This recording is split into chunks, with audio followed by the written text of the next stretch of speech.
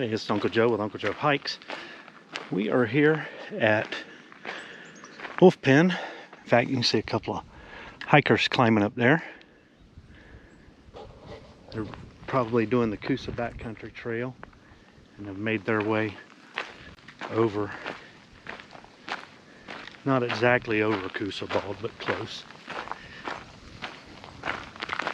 But we are here at Wolfpen, and we're going to go across here on the Duncan Ridge Trail and go up to Coosa Bald. Now that's a very short hike, but we're also going to go across on the Duncan Ridge Trail a little further.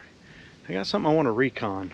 We'll see how far we go today, but it's an old trail back there I wanted to check out. So just work the legs, get out here on this sunny day. So see what's going on. Been zigzagging our way up here.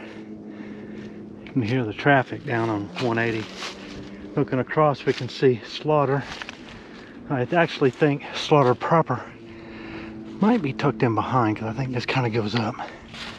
Obscured back there is Blood, which can't really be seen, but I don't think that's Blood. I think this is Horizon, and that's far piece over there. Slaughter, though, I could be wrong. That's what my gut tells me, having crossed that several times. We're going up to Coosa Bald, which is a couple of 100 feet shorter than Blood. Blood's about 45 and change. I think Coosa's 43 and change. When I did the Coosa backcountry trail, I didn't do the Duncan spur out there to it. My understanding, there's not much of a bald. There's a clearing for camping. I think it's pretty popular for camping.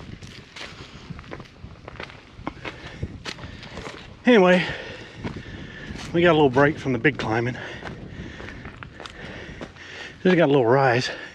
I'm sure we'll be climbing some more though. You gotta make up some elevation somewhere. You can see the mountains to the east. As we whipped around here to the east, Slaughter's back here. We're making our way around on the eastern slope of Wildcat Knob. I believe it's Wildcat Knob. All right, we just came down here. Pretty snowy along that stretch right there. This is Duncan Ridge Road. Old Gaby's parked down yonder way. Probably about a mile or so. This is one of several places where Duncan Ridge ducks out to the road and then goes back. So from here we're going to go back up, start climbing up to the Bald. We'll pass where Coosa backcountry trail turns off to the right, and we're going to keep on going. See what kind of shenanigans we can get into. Probably won't be shenanigans, mostly just hiking and huffing and puffing. But anyway, we'll see. At the bottom of that saddle, you look up, and that's what you see. Fall line. Hate to see a fall line cut trail. Largely because it means it's going to hurt.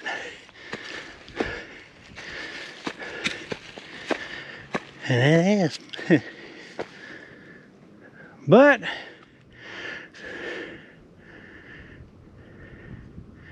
you gotta do it.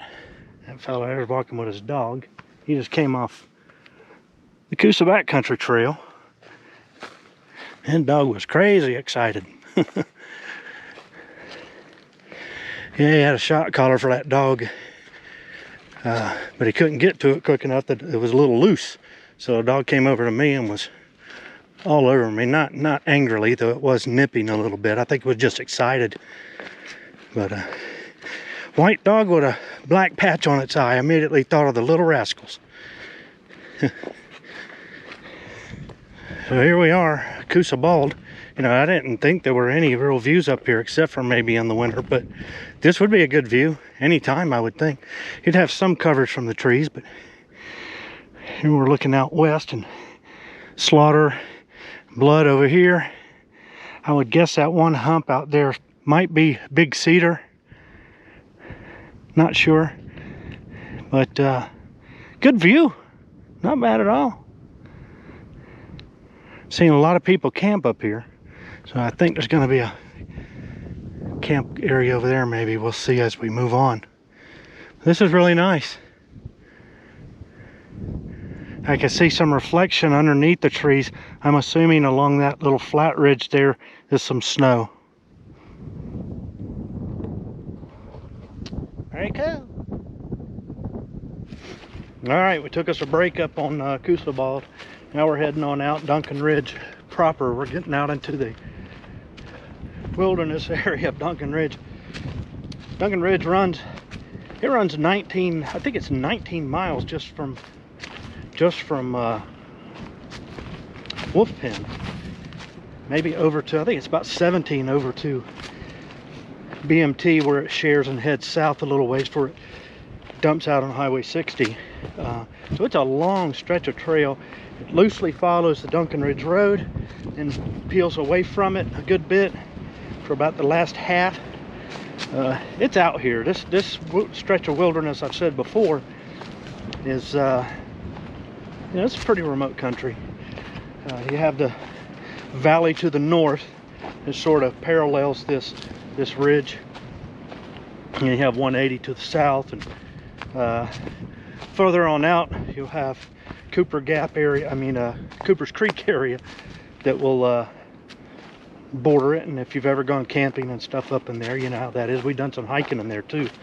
But yeah, this is a stretch of trail.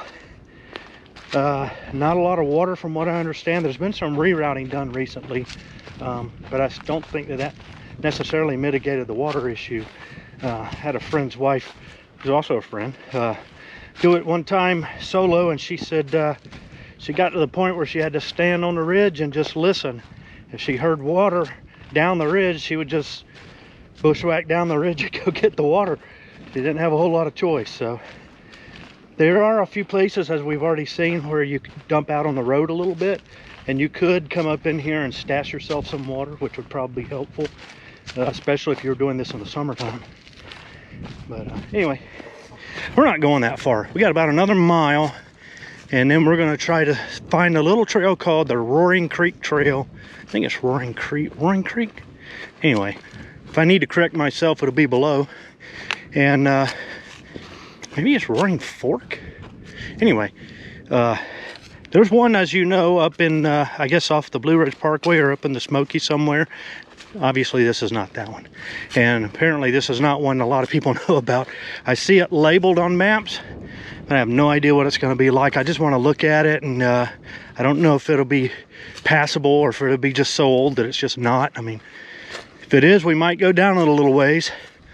So there are some footprints out in front of me, and I'm getting into a good bit of snow here. So what I'm trying to do is put my foot anywhere I see a rock nub or a root, anything like that can stop me from sliding, because I brought my boots, but I decided not to bring them because I didn't see much snow. But I have no micro spikes either. I'm pretty sure those are not in my day pack. They probably should be, but they're not. Anyway, we got some feet print there. Can't tell if they're from this morning or yesterday. They could be from today. I'm kind of surprised that anybody would be out on this section of trail, but this is part of something called the Georgia Loop as well, and some people like to come out and do that loop. It's about 55 miles or so. It could be somebody doing that, or it could just be somebody doing Duncan Ridge over to who knows where. Skinner Gap, or maybe all the way over, maybe all the way to Highway 60, who knows. There it is, they're going. They are going. Find us some rocks to keep our feet against as we make our way down. This descent has been a bit gnarly. Not gnarly in the sense of technical, just kind of steep and long. The snow back there was a bit of a concern. I was afraid I was going to be sliding in it. There was no ice up there, at least. but you had to just find rocks. When you're descending like this, anytime you're descending down, find places where there's a root like this. Put your ball of your foot or the end of your foot right in it. And rocks help too. Find yourself a rock to plant your foot against, because you're not going to slide any further than that rock unless the rock slides.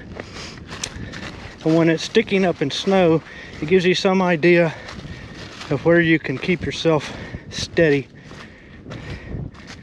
and provides a platform for doing that, which is really important. So just a little hiking 101, probably already aware of that, but it really does help. And even loose rocks, if you can plant your foot on them, like this is a loose rock under me now, even that, if you get your foot right on top of it and just push it into the ground, that'll help arrest any sliding you might be prone to do in that area. So when you're descending, you know, you're looking for some advantages, not just in snow, but leaves as well. It's very important to, even if you're not worried about going off an edge or something, as in the case here, sliding on one foot and having the other one double back under you can mean an injury. It could end your hike for the day or the weekend, or if you're doing a long distance hike, it can mean being down for a day or two, if not worse. Heard a little horn toot a little while ago. I think we're going to dump out on the edge of the road here in a bit again. I was kind of surprised to hear it. Maybe the footprints that are out in front of me, maybe it's those folks, I don't know. Lots of folks use that road as a nice Jeep road and dirt road to run down, especially when it's snowing. It gives you a long, continuous, probably 15-mile or so stretch of road that you can run down, all on dirt, which is fun. Anyway, moving on. Back out on the road again for a couple of minutes here. This is the second one we've come to. It's Duncan Ridge Road. You can see here, we're right here on this gap. We got the valley to our north, and then down here we got this draw. I'll sit down here on this rock for a minute. Whew. Before we make our way again. Get into our first bed of laurels, really, since we started.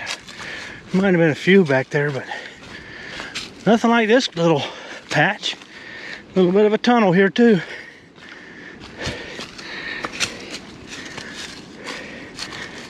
Nice. This is interesting. We got some scat, and we have a piece of a squirrel's tail. That's dart scat, kind of like a bear. But I guess it could be coyote, I don't know. I'm sure bears could catch squirrels. I guess if they got lucky, or if they saw one going in a hole and got after it. But something ate something, that's for sure. Something ate something and then made room for it. Or maybe made room for it and then ate it, I don't know. Anyway, moving along. See the road there, because this section really skirts pretty close to it. You can see a little turn off down there. I think that's just a little jeeping area. Maybe somebody camps up on that top. We get around here to this saddle. We're gonna see what this Roaring Fork Trail looks like. I am a little nervous about it because it goes over the back of this ridge and drops way down, way down. Now, this is more recon. I'm not promising we'll go that route. Well, at least, yeah, I'm a little winded. We'll at least see what it looks like. It's a little camping area here, and sadly, a good bit of trash. Duncan Ridge keeps on that way. And this looks to be our Roaring Fork Trail. Looks like it's beat out pretty good, like somebody's been up and down it with a four-wheeler or maybe even a truck, I don't know. It's supposed to just be a trail cut. So, I don't know. Maybe scoot down a little ways and see. So this turns out to be largely a roadbed. It looks like that it's seen some use from trucks and Jeeps and stuff. I was expecting single track for the most part, and it may close in and become that, I don't know. But it is what it is. If it looks this nice all the way down, I'll take it all the way down. And sadly, I'll have a huge climb to get back up to the ridge just the other side of Coosa Bald, where the turnoff is, where I met the guy with the doggy. He's already said there was some ice and snow on that side, and I know that is a beast of a climb because I've done it before, and I'm a glutton for climbing, clearly. Well, there's Coosa Bald. We got to go down, down, down, down, and then we'll start making our way back up to that. And it's going to be a big climb. I've done it before. But this trail, this track looks pretty nice. I can't see not doing the loop I wanted to do, which was to come down this trail, Roaring Fork, down to a road cut where Coosa Backcountry Trail crosses. Then we'll make our way back up Coosa Bald proper, and then back to the truck. So we came out to this little camp spot, and then we make a hard right, and then we start our descent. I don't know if this is going to be passable. I'm a little bit surprised to see some tire tracks. Camera's not doing this justice. Trust me when I say this is pretty steep, especially for a vehicle to come up. But clearly somebody's done it. It would be a gnarly climb. It's like somebody came down maybe and... No, they were trying to get up over this route. You can kind of see how gnarly that is.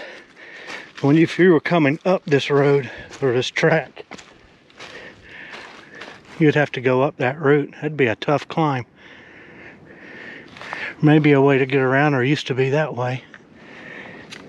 But we're walking, so it ain't hard for us.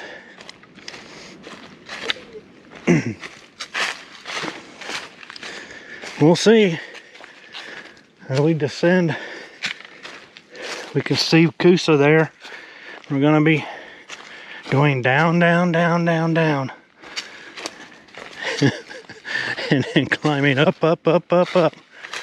Well, if you came up here in a Jeep, or a 4x4, or even a four-wheeler to do it, things just got real interesting for you, because that's some deep ruts. In fact, I'm going to have to be very careful, because this exposed mud kind of goes through, looks like it's gone through freeze thaw. You can tell by it just looks like fresh turned over soil. And it's probably going to be pretty thick. I mean, slick. Thick, slick, whatever. Can't talk. Anyway, we gotta get down somehow. So to get down that, I had to go into the woods, because I just had to get into some vegetation where the mud was impacted by debris, because there was just no way. And even this is gnarly. Bottom of my shoe, it's like I've been walking in peanut butter. It's just muddy and terrible. You can see where Jeeps and stuff have been trying to get up here, but not today. The freeze thaw and stuff just makes the track impossible and impassable. So anyway, I gotta try to get down this, so I better put the camera away, I think. Get down there, it looks better. So we're not far enough down yet to get to the turnoff, So I'd have to say this is not the dog that we met earlier. This might very well be coyotes, I don't know. It could be dogs. I mean, it's hard to say. I don't see any human tracks. I see one that almost could be a human track over there, but you don't see any others. So my guess is they hit this thing and they're going back and forth too. The one I saw back there was going up that hill, I think. So I don't know what they're doing. Could be dogs, could be hunting dogs. They got out here and were running around. I mean, it's hard to say. Something running down there. Creek. We're making our way up now. As you can see, we got to go up because we got to get up to that gap, which I think is going to be over there. And we'll meet up with another forest road, I believe, and then catch the Coosa backcountry trail. And we got a long climb. Getting over here in some more snow.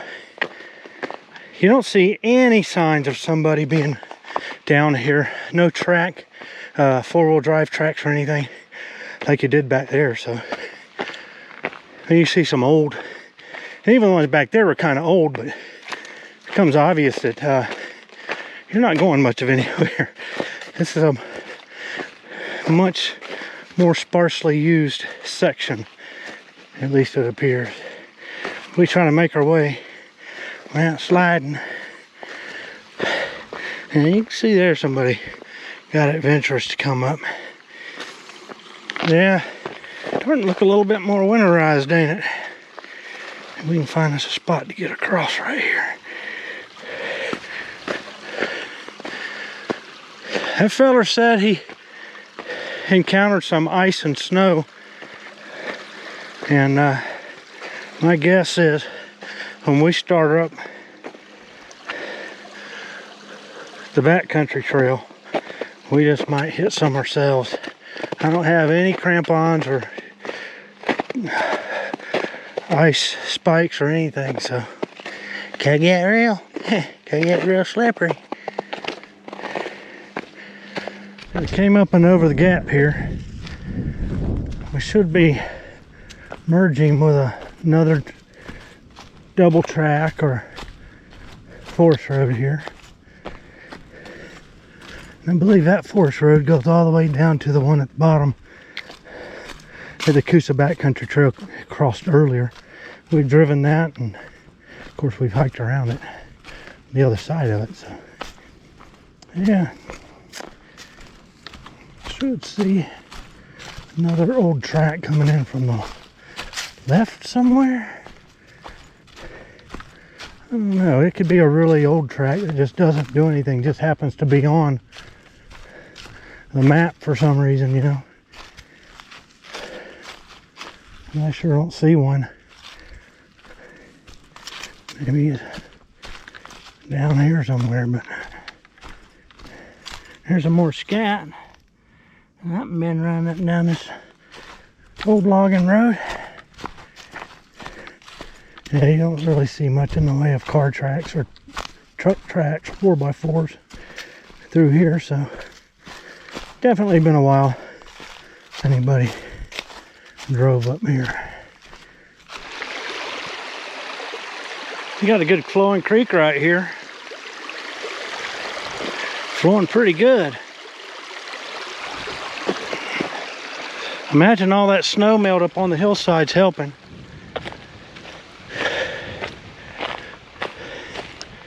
Helping a lot. We're almost here to the turnoff. We'll be going up and more or less skirting, if not that creek, one very similar to it. It's going to come off the back of Coosa Bald. It's going to be a beast. I'm probably going to sit down and have some more jerky before heading on up, because ain't gonna be a whole lot of work. A whole lot of work. Alright, gotta get around this mess. Alrighty. If I'm not mistaken, there's our backcountry trail right there. There's our blaze. It's a little camping area. I remember coming through here.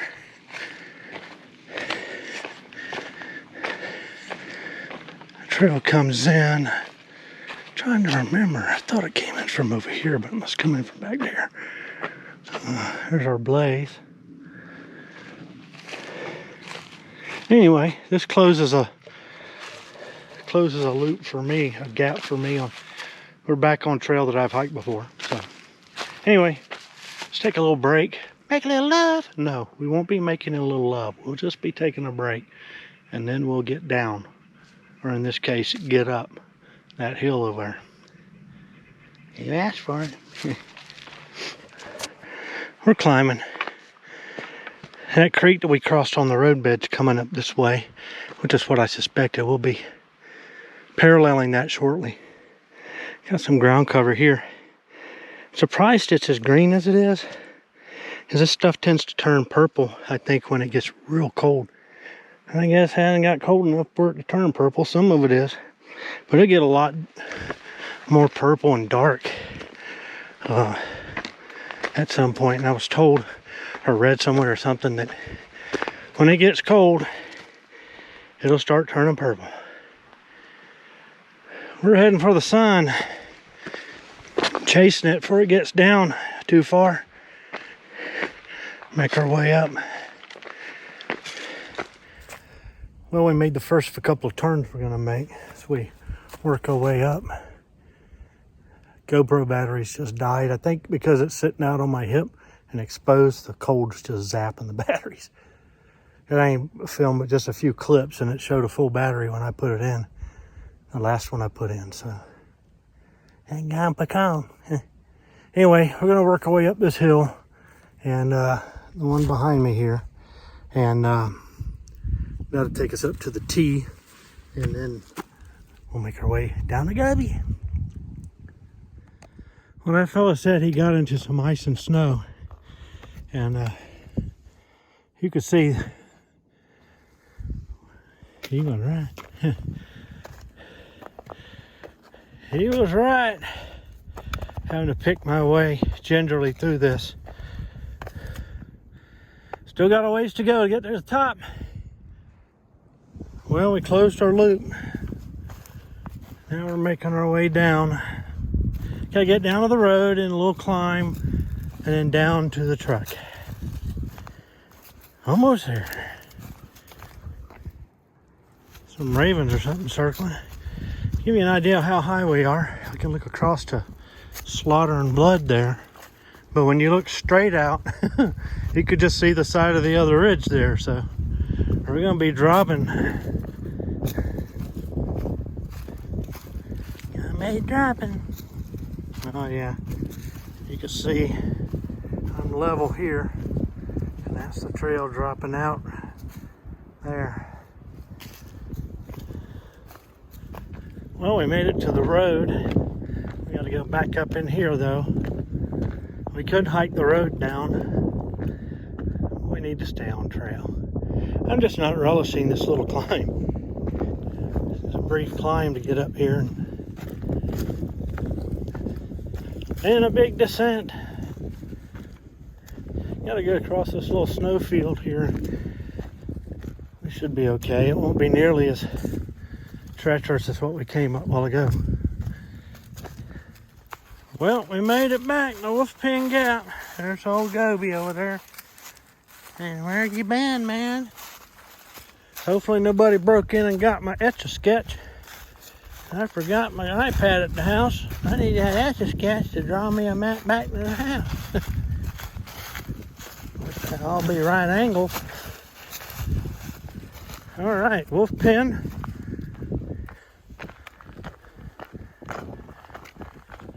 And back to the truck. So yeah, that was a Duncan Ridge to Roaring Fork. And Roaring Fork to the roadbed to Coosa Backcountry Trail, and then Coosa Backcountry back to the truck, because it shares a Duncan Ridge Trail. And that last little bit. I did a little hike.